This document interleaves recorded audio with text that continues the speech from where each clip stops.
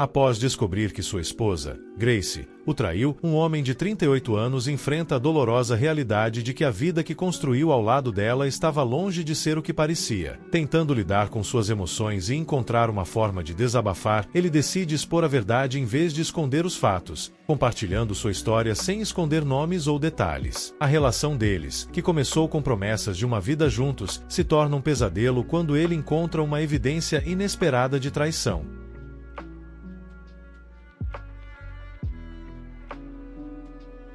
Peguei o caso da minha esposa nas câmeras da nossa casa, então enviei as imagens para todos que ela conhece. É louco como uma única pessoa pode ser egoísta o suficiente para arruinar a vida de todos ao seu redor, incluindo pessoas que ela diz amar. Acabei de descobrir que minha esposa está me traindo e escrever sobre isso é uma das formas que encontrei para desabafar e lidar com minhas emoções. Claro, eu poderia simplesmente anotar tudo isso em um diário, mas, sinceramente, sinto que estaria protegendo ela se fizesse isso. Não, em vez disso, quero expô-la. Nenhum nome será alterado, então, caso alguém consiga descobrir quem são as pessoas envolvidas, ótimo, faça o que quiser com essa informação. Para começar toda essa história, eu sou um homem de 38 anos e minha esposa, Grace, tem 35. Nos conhecemos na época em que eu ainda frequentava a igreja. Eu era novo na cidade e me sentei ao lado dela. Ela percebeu que eu era um rosto novo e foi muito simpática comigo durante e depois do culto. Ela pediu meu número e foi assim que tudo começou. Já se passaram mais de 10 anos desde que nos conhecemos. Não é um pensamento absurdo supor que alguém que você conhece na igreja será uma boa pessoa, mas acho que a maioria de nós sabe que as coisas não funcionam assim no mundo real, já que pessoas religiosas podem ser tão ruins quanto ateus. No fim, ela me mostrou que a religião não significa nada se uma pessoa escrota quiser continuar sendo escrota. Embora eu já soubesse disso antes, acho que simplesmente pensei que ela fosse diferente. Grace trabalhava na indústria culinária, mas em determinado momento o estilo de vida começou a cobrar seu preço. Longas horas e um ambiente um tanto tóxico. Quando tivemos o primeiro de nossos 2 filhos, parecia um bom momento para ela sair do setor e se tornar uma mãe em tempo integral. Na maior parte do tempo, ela sempre gostou de fazer bolos e doces, então começou a aceitar encomendas em casa, em menor escala. O dinheiro que ela ganhava não era insignificante para nós, então eu a apoiava ao máximo que podia. Todos os dias eu saía para trabalhar e voltava para casa, onde encontrava tudo limpo, os filhos felizes e uma refeição quente me esperando. Eu trabalho operando máquinas pesadas, então isso era algo que eu realmente apreciava após um dia longo e cansativo. Se ao menos eu soubesse que aqueles momentos em que eu estava fora de casa estavam sendo usados para muito mais do que eu imaginava. O problema começou quando percebi que meu relógio tinha sumido. Ele deveria estar no nosso quarto, mas simplesmente não estava lá. O estojo estava, mas o relógio não. Minha primeira reação foi pensar que eu poderia ter tirado o relógio em outro lugar da casa, ou até mesmo fora dela, e o perdido por aí. Também era possível que nossos filhos tivessem pegado e levado para algum lugar difícil de encontrar. Então, comecei a procurar por toda parte, mas sem sucesso. Perguntei às crianças, chequei o carro, olhei no trabalho, mas nada. É claro que perguntei a ela, e ela pareceu um pouco abalada com a possibilidade de eu ter perdido o relógio, considerando o quão caro ele era. Mas ela também disse que não fazia ideia de onde poderia estar. Acho que foi nesse momento que decidi instalar câmeras ao redor da casa. Demorei mais de 1 mês após o desaparecimento do relógio para finalmente tomar essa decisão, mas acabei instalando algumas câmeras externas e algumas dentro de casa também. Fiquei pensando que poderíamos ter sido roubados e essa era uma ideia que eu não podia simplesmente ignorar com nossos filhos dentro de casa. Eu me considero alguém que entende de tecnologia, então não foi difícil pesquisar e encontrar uma boa câmera para usar. E no fim, essa acabou sendo uma das melhores decisões da minha vida. Comprei as câmeras pessoalmente e as instalei durante um fim de semana, o que não foi difícil para mim considerando o meu trabalho. Precisei de um pouco de ajuda online para configurar o software, mas nada muito complicado. Grace estava em casa quando eu instalei as câmeras externas, mas saiu com as crianças antes que eu começasse a instalar as internas. Isso acabou sendo uma coincidência feliz para mim, porque parece que ela não estava totalmente ciente da presença das câmeras dentro de casa. Ela já havia falado sobre a possibilidade de contratar uma babá com mais frequência, então achei que valeria a pena ter monitoramento dentro de casa também. As câmeras não eram escondidas de forma alguma, mas se ela estivesse em casa enquanto eu as instalava, falava, talvez tivesse prestado mais atenção nelas. O mais engraçado é que tenho quase certeza de que disse a ela que estava instalando câmeras dentro de casa, mas talvez ela tenha esquecido ou simplesmente não tenha se acostumado com elas ainda. O que aconteceu foi o seguinte: saí para trabalhar como sempre e voltei para casa sem suspeitar de nada. No entanto, enquanto ela estava no andar de cima se preparando para dormir, eu estava na cozinha preparando um lanche para a noite e decidi dar uma olhada casual nas imagens do dia. A princípio, tudo parecia normal, mas conforme fui passando rapidamente pelo vídeo gravado, vi duas pessoas adultas andando pela sala. Nem fiquei alarmado de imediato, porque poderia ser um amigo ou um técnico de manutenção. Mas eu não reconheci a pessoa. Tive que avançar o vídeo por mais de 1 hora antes de vê-los caminhando na direção oposta, em direção à porta. O que ainda acho irônico é que os dois pararam bem na borda do enquadramento da câmera. Se estivessem apenas 2 passos para trás, eu não teria visto nada. Ele pegou Grace pelo quadril e a puxou para mais perto.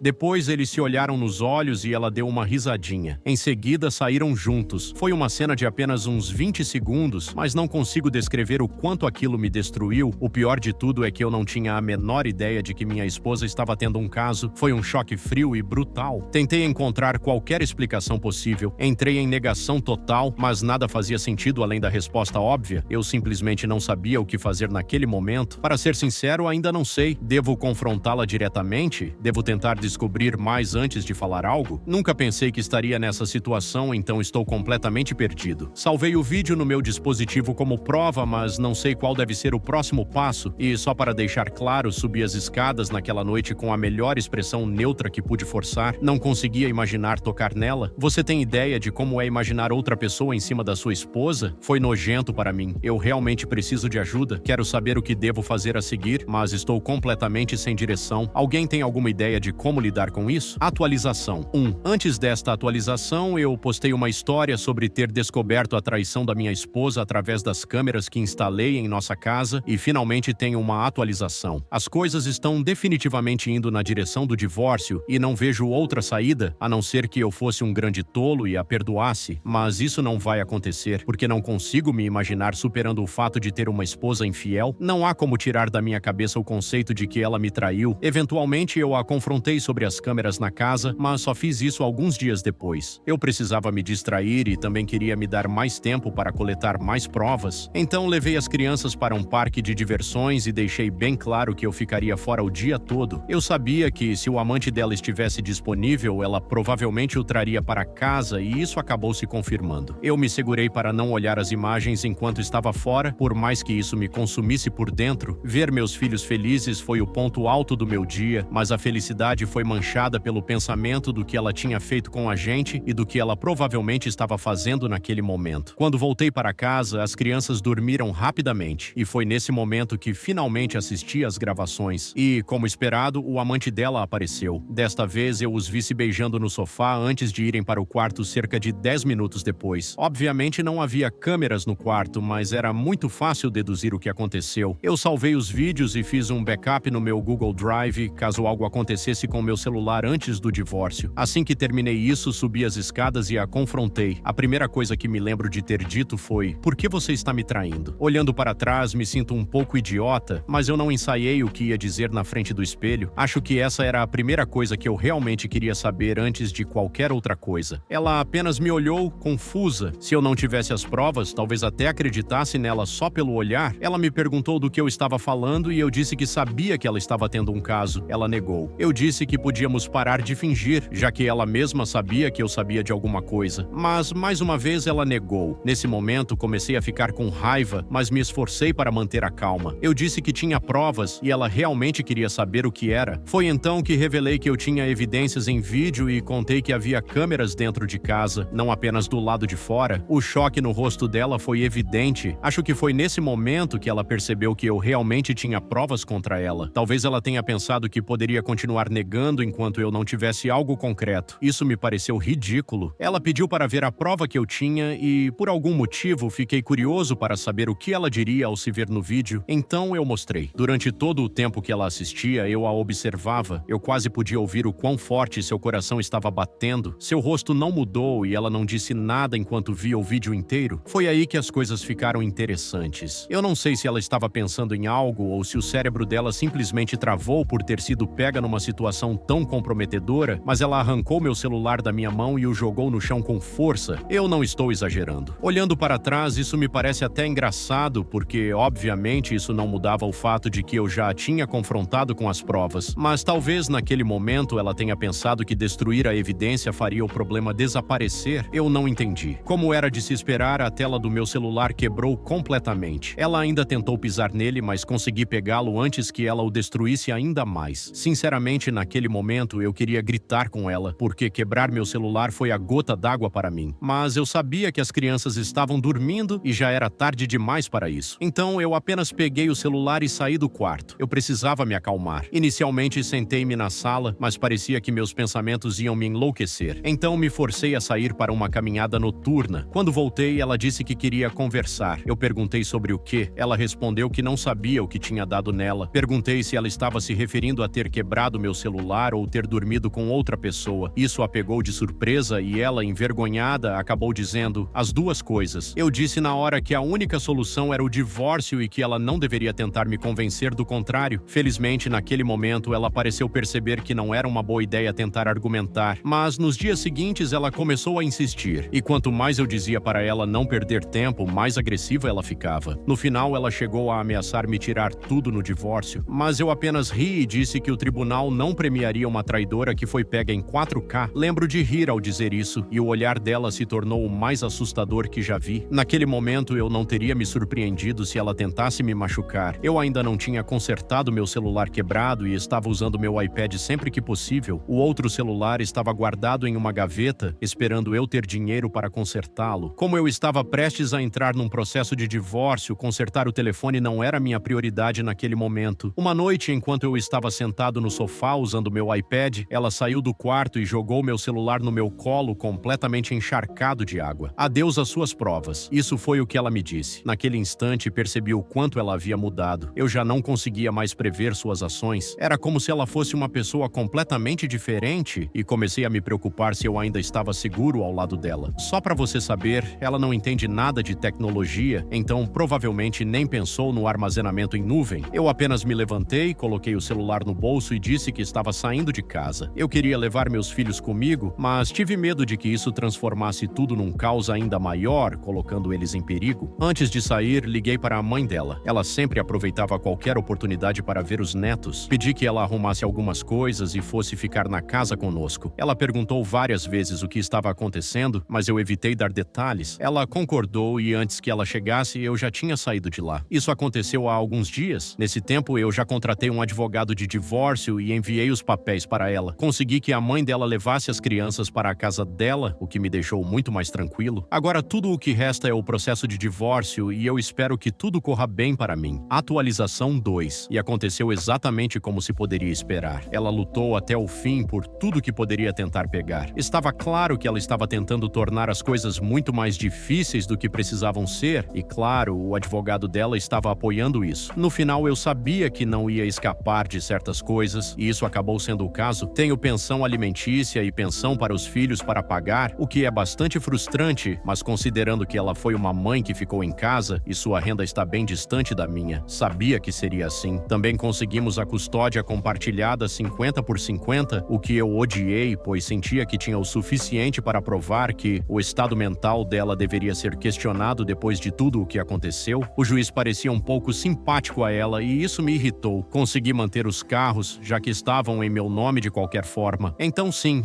acabei me ferrando na maior parte das coisas. A única coisa que consegui tentar usar a meu favor foi o valor e o prazo da pensão alimentícia. No entanto, apresentei todas as provas que tinha sobre a traição dela no tribunal. Ela ficou chocada ao ver, já que provavelmente pensou que havia destruído meu telefone. Bem, ela destruiu, porque o dano causado pela água depois de ele ter sido esmagado tornou o conserto inútil, mas todas as provas não significaram muito. Mesmo que quase não tivéssemos falado durante o processo de divórcio, ela conseguiu me lançar lançar uma indireta enquanto passávamos um pelo outro. Aqueles vídeos realmente ajudaram, né? Ela estava com um sorriso mais idiota no rosto. E foi nesse momento que percebi que, na verdade, a odiava ou odiava quem ela tinha se tornado. Foi nesse momento que eu soube que faria mais uma coisa. Eu precisava puni-la pela traição, então criei um grupo de conversa adicionando todas as pessoas que eu tinha no meu telefone que a conheciam e acabou sendo um total de 57 pessoas. Eu queria ter acesso ao telefone dela, porque teria incluído os contatos dela que eu nem conhecia e então enviei os vídeos para todos. Cortei qualquer parte que fosse muito explícita, mas garanti que todos entendessem o essencial do divórcio. Eles precisavam saber que, apesar de eu ter me ferrado no final, eu não era o vilão em toda essa história. Nem preciso dizer que recebi muitas mensagens e ligações depois disso, inclusive dela, mas não atendi nenhuma. Eu não precisava entreter ninguém. O vídeo era claro o suficiente para entender o que estava acontecendo e eu não queria ouvir ninguém me dizendo para apagar. A melhor parte é que eu havia sido expulso da casa que comprei, então ela não tinha ideia de onde me encontrar. Tudo o que ela podia fazer era enviar mensagens de texto furiosas, uma após a outra, e a cada mensagem que ela enviava, um sorriso ainda maior surgia no meu rosto. Eventualmente, quando comecei a atender ligações novamente, uma das irmãs dela ligou e disse que entendia o motivo do divórcio. Ela parecia muito desaprovadora da irmã, e embora isso não tenha importado no final, foi muito bom ter alguém do lado dela que conseguisse apontar o quão má a Gracie era. Enfim, é isso. Agora estou divorciado. Meus filhos estão indo de um lar para o outro, o que eu realmente não queria que eles tivessem que lidar, mas sinto que crescer em um lar único, em paz, é muito melhor do que crescer com os pais brigando o tempo todo.